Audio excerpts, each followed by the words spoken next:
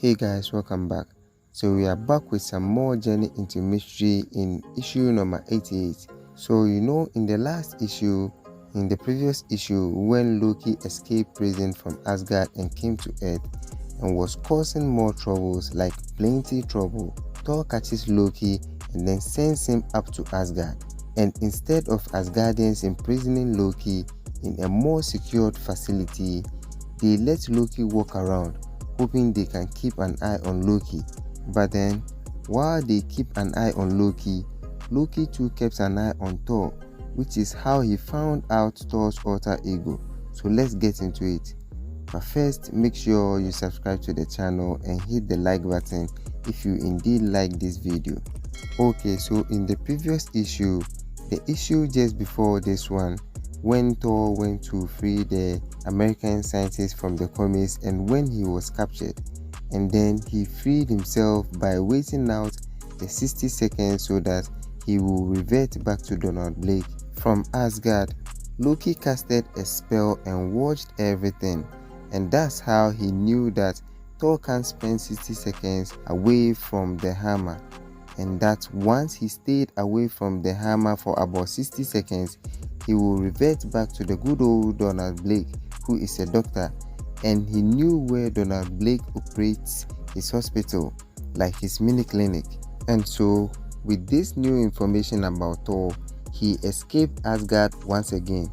But then once he got to Earth, the first person he got to was Jane Foster, of who he hypnotized first and then cast a spell on Jane Foster for later on, and we'll talk about that one in a minute. He then went to Donald Blake, and at first Blake didn't recognize him because he was wearing a mask. And so when he said, "You are Donald Blake," and Blake asked him who he is and was like, "Tada, I'm the god of mischief, Loki. I am Loki, the god of mischief." But then with that, with Thor knowing that he was ready, so he transformed himself to Thor and ready to battle. But Loki told him to relax, and this is not where he wanted the battle. He has planned everything out, so he invited Thor to come fight him at the park in about an hour, which Thor agreed. So when Thor got there, he is aware that Loki is a man with many abilities and tricks. He knows that he has planned everything out, but deep down, Thor knows that everyone has a plan until they are hit in the head, and I believe he has a hammer for that. So he threw his hammer at him, which is when the plan of Loki began.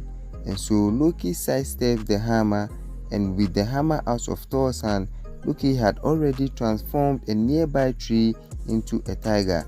And at that moment, Jane Foster has also entered the battle. And this is what I was talking about when I told you that we'll talk about Loki casting a spell on Jane Foster. Because when Loki came to Donald Blake's shop, he gave Jane Foster a command that she should be at the park around this time. And Jane Foster is really following this command. And Loki's timing is perfect because Jane Foster is kind of positioned in the middle of Thor's hammer and the tiger. And the tiger is about to get Jane Foster if Thor grabbed the hammer first. So Thor left the hammer and grabbed the tiger in order to save her. And with that, Thor was away from the hammer for 60 seconds and then reverted back to the good old Donald Blake. And before he could get the hammer, Loki casted a force field around the hammer so that nobody will get to the hammer. And you have to keep in mind that Jane Foster still doesn't know that Donald Blake is Thor. Before he could revert back from Thor to Donald Blake, Jane Foster was knocked out. And this is when the fun began for Loki, because with Thor not being a problem for him again, he went out to the world to enjoy himself. And the first thing that he does was turn people into negatives. Like he turned people into blanks for a while.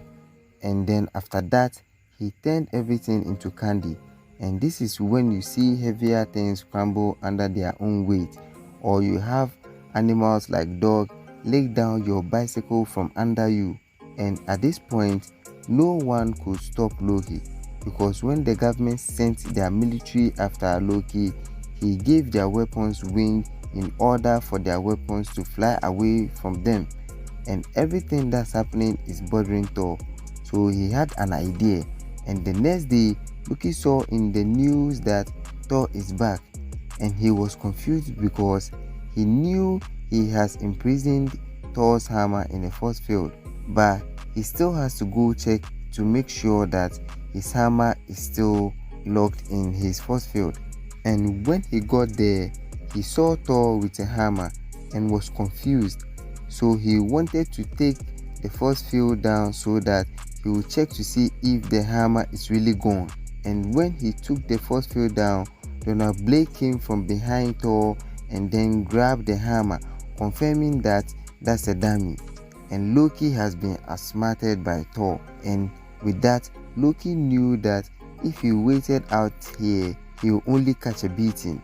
So he transformed himself into a pigeon and joined the other pigeons. And when Thor realized that, he was fast enough to bring the pigeons some peanuts. So we know pigeons love peanuts. So they all rushed to the peanut and Loki made a run for it. So Thor chased him with a tennis ball net. And Loki at this moment, I would say he was being stupid because whilst Thor was closing in on him, he wanted Thor to close up a little bit so that he would tease Thor by transforming himself into a rocket and then shooting away from Thor. Little did he know that Thor has a net, of which he caught him with the net and brought him down. But the funny thing about all this is that Thor brought Loki down with Loki in the net and then took Loki out of the net so that everybody would laugh at him, and then wrapped him around with the net again and then flew him personally to Asgard.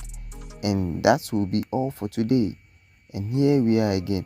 So if you like this content, make sure you hit the like button and subscribe to the channel, and we'll do it again in the next one. Voila.